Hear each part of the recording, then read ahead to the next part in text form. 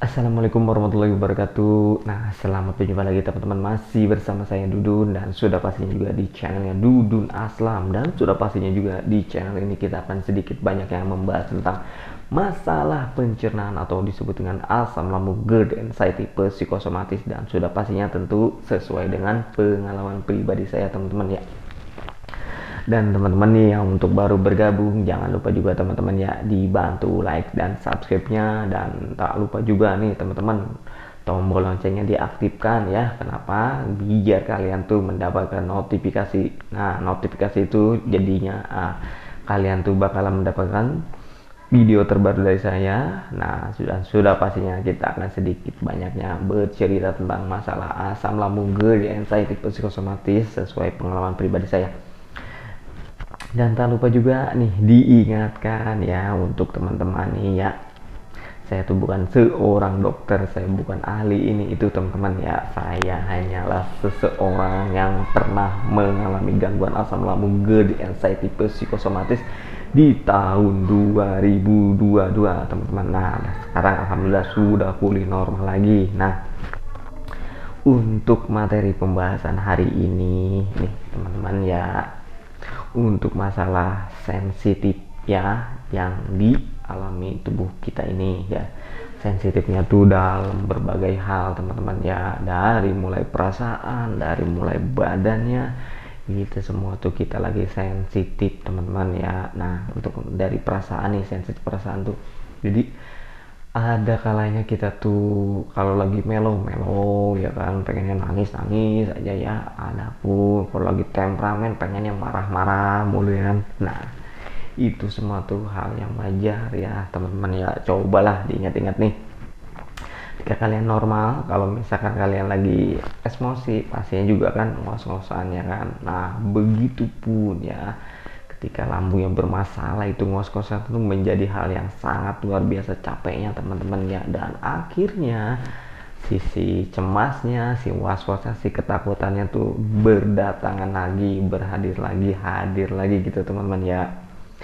Dan tentunya itu tuh semua tidak diinginkan ya kan. Nah, makanya ini teman-teman ya, gimana antisipasinya gini teman-teman ya. Untuk masalah sensitif ya kita hindari aja dulu ya, sekira-kiranya orang-orang ya, teman-teman yang sekiranya ngomongnya agak ceplas-ceplos ibaratkan ya, udah kita hindari aja dulu ya kan. Bukan berarti kita tuh memutus silaturahmi, enggak gitu ya teman. Hindari aja dulu, karena apa ya, itu demi untuk kesehatan psikis kita teman-teman ya. Nah, makanya kalau misalkan lagi kumat nih ya, tetap ya aktivitas seperti biasa, cuman ya kita lebih fokuskan lah untuk lebih kesenangan kita ya kan. Adapun misalkan nih ibu-ibu misalkan yang rutin misalkan pengajian, ya sudah lakukan saja, gak usah takut. Yang penting sudah makan, sudah minum, dan adapun obat yang harus dikonsumsi ya minum aja teman-teman ya. Kalian tuh nggak bakal apa-apa kok ya, paling juga lemes ya kan, nggak bakal mengakibatkan kematian teman-teman ya. Kematian itu urusan Tuhan, jangan ya. Nah, jadi jangan melebihi kuasa Tuhan lah ya kan. Yang penting mah udah kita fokuskan untuk gaya hidup sehatnya teman-teman ya. Ya seperti itulah teman-teman ya antisipasinya. Jadi hindari dulu, jadi kalian tuh mulai menerapkan yang namanya masa bodoh ya kan. Pokoknya mah selama itu menyangkut kesenangan kalian, udah lakukan aja teman-teman ya, nggak usah takut, nggak usah khawatir, aktivitas biasa aja. Nah, adapun nantinya biar kalian tuh tetap semangat, kalau misalkan nih kemana-mana kan kita biasanya suka bawa tas nih teman-teman ya. Nah, di tas itu nggak apa-apa teman-teman ya, maksudnya obat-obatnya dibawa ya kan. Misalkan ada pun ramuan apapun ya dibawa aja, jangan lupa air putihnya, air mineralnya, dan cemilannya. Sebenarnya nanti juga teman-teman nih kalau udah biasa ya kan, udah biasa nantinya udah terlatih lagi, itu obat-obat tuh ntar jadi lupa teman-teman untuk dikonsumsi teman, karena apa, udah asik dengan kegiatannya teman-teman ya. Sepengalaman saya seperti itu teman-teman ya. Jadi waktu lagi parah-parahnya tuh saya kemana-mana tuh suka bawa tas, kan di tas itu biasalah ada minyak urut Jadi lagi parah-parahnya juga ya saya paksain ngurut teman-teman ya, paling megang cuma satu, paling dipilih-pilih lah karena kan stamina-nya lagi terjaga bener teman-teman ya. Adapun di tas itu ada obat ya kan, ada madu biasanya tuh saya pasti bawa tuh madu, dan ya itulah paling yang sering-sering saya bawa. Tapi teman-teman ya, kenyataannya tuh obat-obatan tuh hampir sama sekali saya nggak minum. Bukan berarti nggak diminum teman-teman ya, jadi paling seminggu diminum lah dalam seminggu, cuman kan nggak rutin gitu minumnya, jadi seingatnya aja gitu teman-teman ya. Kalau madu, nah kalau madu mah sering saya konsumsinya, paling sering lah. Jadi kan kalau madu mah terserah lah, itu mau madu apapun itu ya teman-teman ya, terserah disesuaikan lah dengan madunya.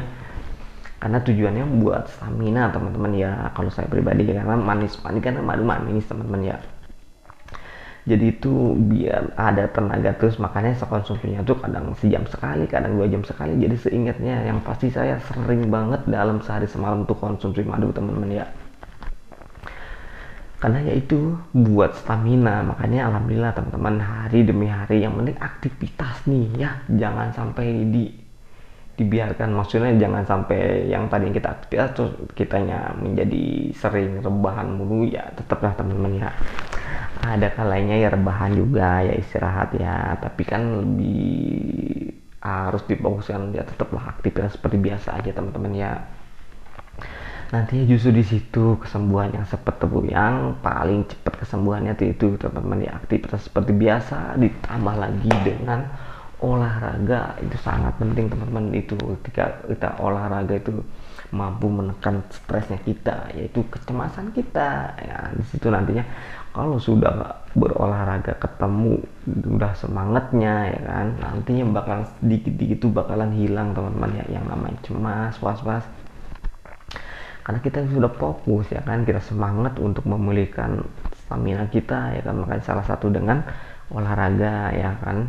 Nah kalau misalkan lagi parah-parahnya olahraganya nggak usah aneh-aneh dulu teman-teman ya, kayak misalkan jalan-jalan, misalkan latihan yoga ya kan. Yoga kan peregangan-peregangan otot kan nggak harus yang mengeluarkan stamina, tapi dia tuh mampu menghangatkan tubuh sehingga nantinya keluar keringat teman-teman, tanpa harus banyak gerak yang lari-lari gitu, enggak.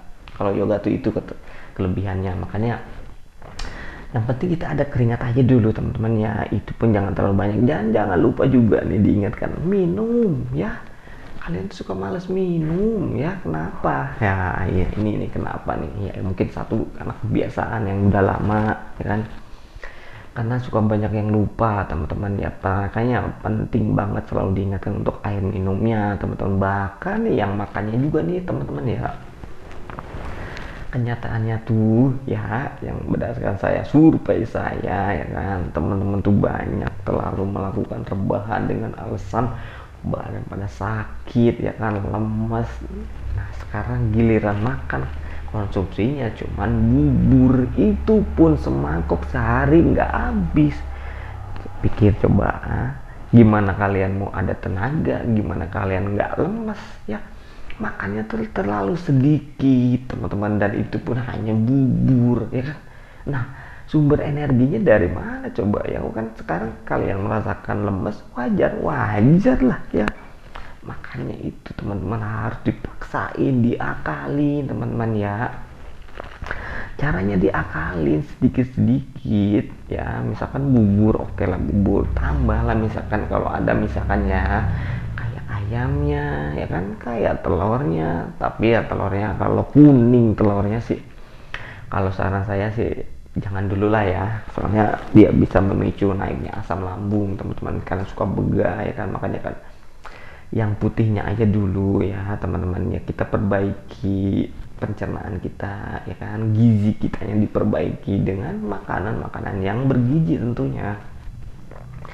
Nah itu teman-teman, makanya teman-teman tuh harus semangat ya kan, harus kita mulai berpikir yang positif ya kan, bahwa semua gangguan asam lambung, GERD, anxiety, psikosomatis itu masuk akal teman-teman, dan ada alasannya kenapa kita seperti ini seperti itu ada teman-teman alasannya ya. Nah makanya teman-teman harus semangat ya, oke. Nah gitu dong, ayo dong senyum, senyum ya. Nah emang saya juga pernah merasakan teman-teman ya, jangankan ketawa ya, untuk senyum aja tuh susah bener ya kan. Itulah makanya kerennya, uniknya ketika mengalami gangguan asam lambung dan saya tipe psikosomatis ya. Jadi ayolah mulai berpikir yang indah-indah teman-teman, bahwa gangguan lambung ini tuh tidak seseram itu teman-teman ya. Karena kenapa jadi seram?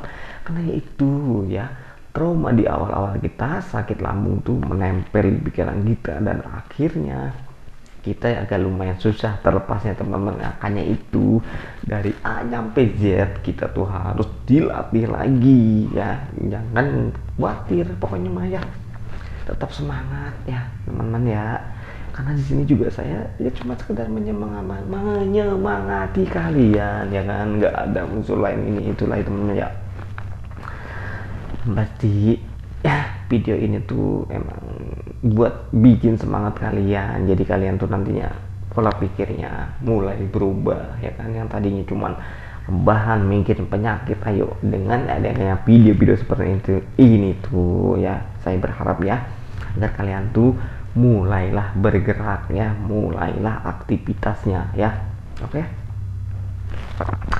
pokoknya mah tetap semangat teman-teman, dan lakukan ya, dan lakukan itu hal yang membuat kita sehat pastinya ya. Salah satunya dengan kita bangun pagi, jangan lupa sarapan, jangan lupa minum, berjemur ya, aktivitas seperti biasa walaupun dengan keadaan yang banyak sekali yang dirasain, tapi tetap teman-teman ya, teman-teman tuh nggak bakalan pingsan ya, dan gak bakalan mati juga gara-gara asam lambung ya. Karena itu mah udah urusan Tuhan lah. Kalau mati mah ya jangan, bukan urusan kita. Yang penting nih kita mah ya semangat aja dulu ya, untuk menjaga pola hidup sehatnya ya, pola pikirnya juga harus dijaga juga teman-teman ya. Jadi katanya harus ribet, kan harus menjaga pola itu pola ini, coba dulu teman-teman. Kalian tuh belum mencoba sudah menyerah ya kan. Nah gitu, makanya harus dicoba dulu, yang mana dulu aja, nggak usah yang dibilang maksudnya terbilang sulit bagi kalian, nggak gitu. Jadi yang merasa paling gampang bagi kalian apa nih yang harus diterapkan, udah itu aja dulu ya. Kalau nunggu nanti biar enakan, nantinya bakalan lupa, dan akhirnya mau kapan ayo sembuhnya ya kan. Nah biar nggak berlarut-larut sakitnya, ayo mulai dari sekarang terapkan gaya hidup sehatnya teman-teman ya. Nah untuk tadi ya kan, pembahasan pertamanya utamanya tuh untuk masalah sensitif teman-teman ya, apalagi sensitif dalam masalah perasaan ya. Kenapa kita menjadi baperan ya, itu hal yang wajar teman-teman. Makanya ayo kita buktikan kita bisa sembuh normal lagi hanya. Nah untuk orang-orang yang sekiranya nggak bikin kita nyaman, hindari aja dulu teman-teman ya. Caranya dengan hindari, tapi bukan berarti kita memutus silaturahmi, nggak gitu juga ya. Makanya kita hindari aja dulu ya kan. Bahkan nih teman-teman ya, jangankan ya seperti itu, kadang kita bikin status aja nih di WA misalkan, di Facebook, apapun itu medsosnya, waduh itu berpikirnya panjang bener. Gimana jangan-jangan ini status terakhir saya, jangan-jangan ini jadi kepanjangan teman-teman ya, akhirnya nanti dia kecapean. Makanya ayo udah, kalau misalkan tulis aja udah, nggak usah mikir kesono kesini teman-teman ya. Oke. Nah nanti kita akan tambah lagi dengan video yang lebih seru lagi, dan tentunya lebih semangat lagi, agar kalian tuh cepat pulih lagi ya teman-teman ya. Jangan khawatir lah ya, gangguan asam lambung dan anxiety psikosomatis tidak sehoror itu ya. Kan ya teman-teman, mulai dari sekarang terapkan hidup sehatnya ya kan. Segalanya teman-teman harus dilatih ya. Kenapa seperti itu? Biar kalian tuh cepat pulih. Oke, saya akhiri dulu video ini, dan nanti kita akan lanjutkan dengan video selanjutnya. Oke, bye bye. Assalamualaikum warahmatullahi wabarakatuh. Masih bersama saya Dudun.